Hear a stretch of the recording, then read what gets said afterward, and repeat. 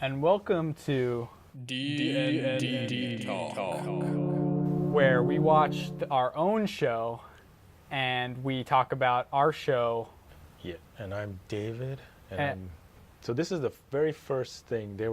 They started at first level, yeah, and then the setting was started in a town called Chorwer, where they saw a posting to answer for adventures, and then that's where it all started. A pretty classic way to introduce a story would be something like that, where Classic and easy.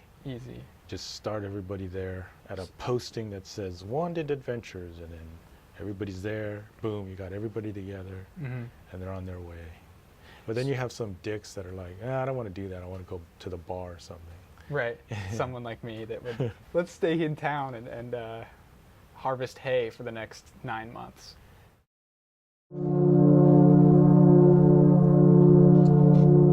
And then there's some... So did you get this from a book? That was one of my questions. Did you get our initial storyline from the, like... No, in fact, I purposely avoid watching any kind of media of any sort. I've never watched any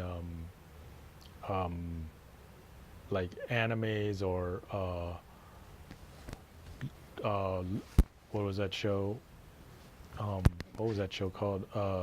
Game of Thrones, The Hunger Games. I haven't watched any of that because I didn't want it to tarnish my ideas. Yeah. So this campaign that we're playing, everybody has to be good alignment. They have to choose to be good. And the reason for that is when you do have a campaign where everybody's just doing their own thing, they can be anything they want, they tend to stay off the storyline, or it's more easier to stay off the storyline. And it was important that they have that kind of storyline. Now, it may seem less fun if you have like a chaotic evil character that can do whatever the hell he wants, but in fact, there are some advantages to playing good campaigns, especially like if you, for instance, you get a bonus whenever you're doing something good. If you're committing some kind of good action, then you actually get bonuses and you get better stuff like that. And then you're also not wanted and you don't have less consequences and stuff. I've actually never played that kind of campaign, but I have played games that are more like loose, and it's just like it's a one-off, and like basically you can do whatever you want. They don't care if your character's evil, and that can be really fun for like a short period of time.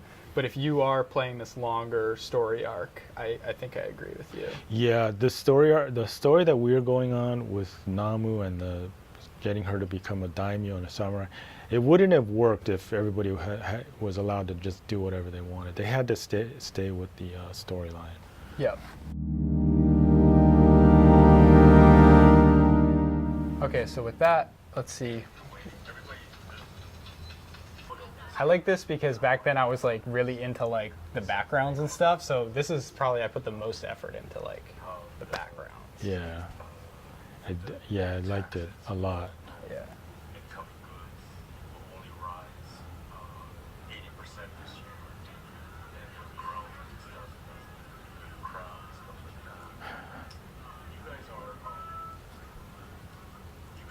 But we had food there.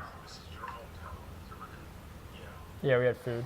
You're in a walled fortification.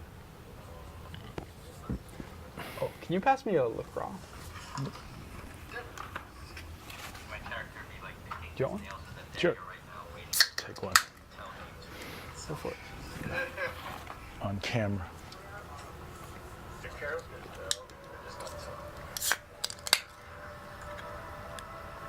I can't hear this. Okay.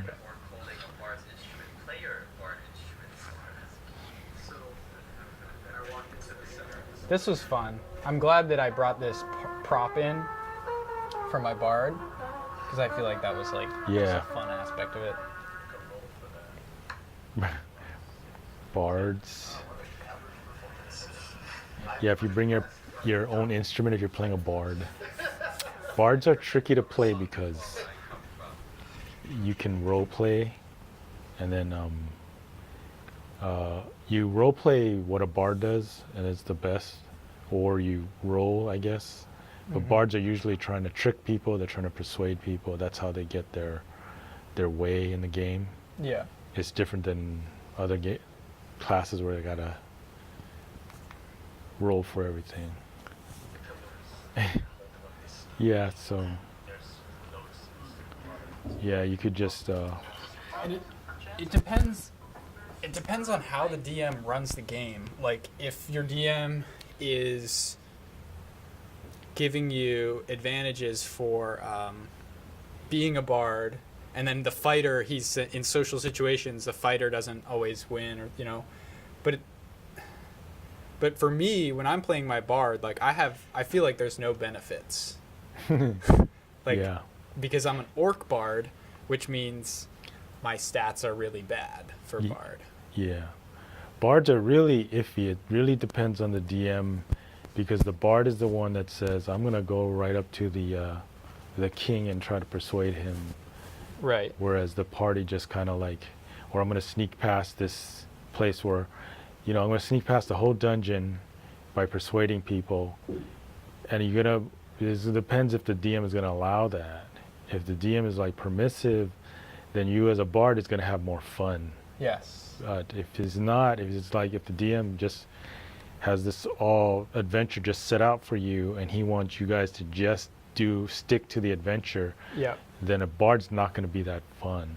Right. Yeah. Yeah, that's interesting.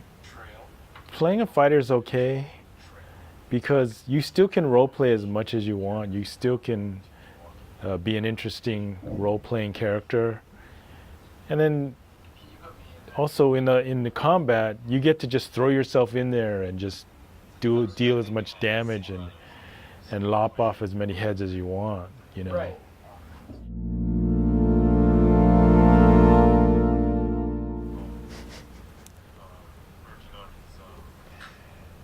This was funny. Yeah, I speak so slowly. Especially in this part. I'm trying to think. See, the reason why I think slowly is because I'm trying to think what to put the adventure through, and I have to make sure that what I'm saying, there's no plot holes to where a player can come around it and use it or something, or to get the adventure to go through where I want it to take it. So you have to think of that. If you put an adventure and then you tell a player, oh, you're seeing this, you're seeing that, you have to be careful what you're telling them, because they could then look at you have to think it through to make sure that the players can't oh, well, I'll do this or I'll do that, or you're contradicting some kind of reality that you've already put in, and you're making something different, and players have caught you.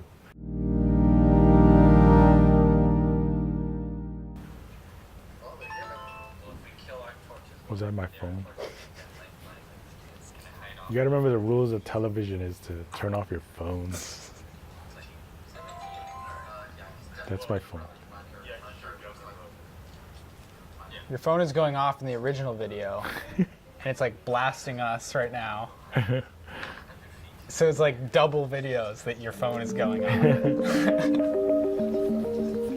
That's funny. I think it's funny. But it's so breaking loud. TV rules.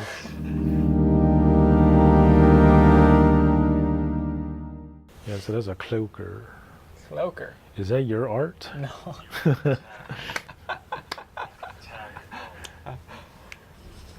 Why, you got something I wasn't to going to say nothing about it. I don't criticize. My art looks like refrigerator art, like a 2-year-old does. You're eating. Jesus. This is pretty long. It's embarrassing. What, eating? Well, I'm not embarrassed, but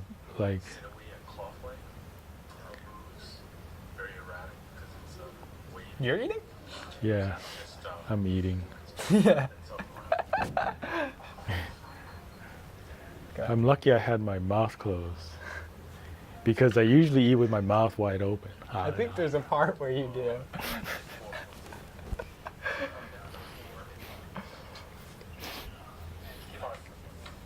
Yeah. That one.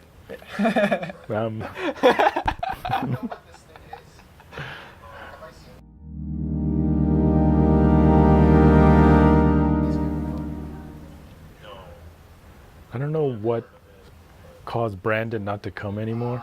Yeah. We must have pissed him off or something. So, watching this to figure out what made Where him we went wrong. bail. Brandon's the first of the flakers. Right. Of the The 50,000 flakers that have flaked this game.